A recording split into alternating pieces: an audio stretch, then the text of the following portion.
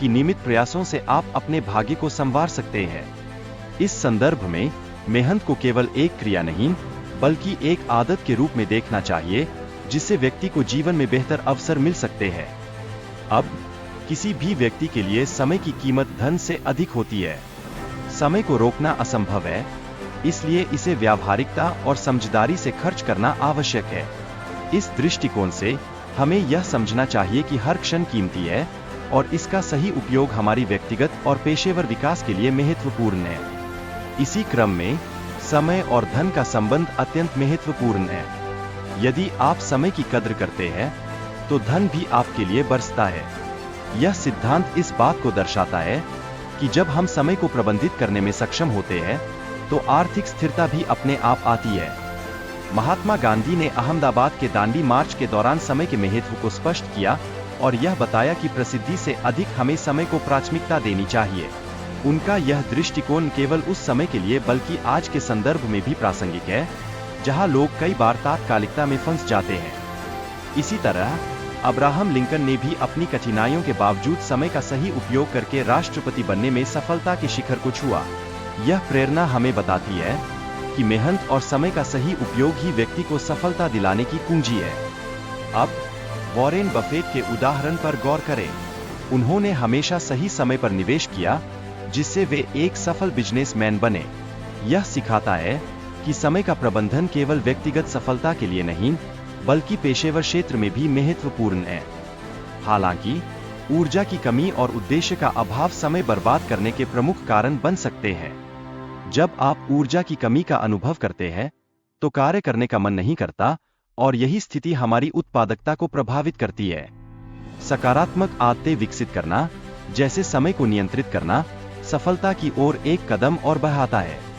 जब आप मेहनत करने की आदत डालते हैं, तो आप धीरे धीरे सफलता की बीमारी का शिकार हो जाते हैं, जिससे आपके भविष्य में संभावनाएं बढ़ती है।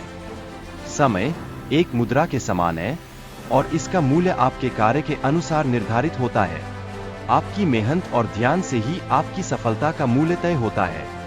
यह हमें बताता है कि समय का सही उपयोग ही असली धन है। हालांकि मनोरंजन के प्रति अत्यधिक झुकाव युवा पीढ़ी को कमजोर बना सकता है।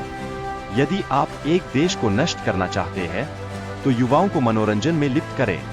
यह एक गंभीर चिंता का विषय है, जो हमें अपने समय का सही उपयोग करने के लिए प्रेरित करता है। रोमन साम्राज्य का ब्रेड और सर्कस का सिद्धांत इस बात की पुष्टि करता है कि लोग केवल मनोरंजन में खोए रहते हैं। इस दृष्टिकोण से वे महत्वपूर्ण मुद्दों पर ध्यान नहीं देते, जो समाज के लिए हानिकारक हो सकता है।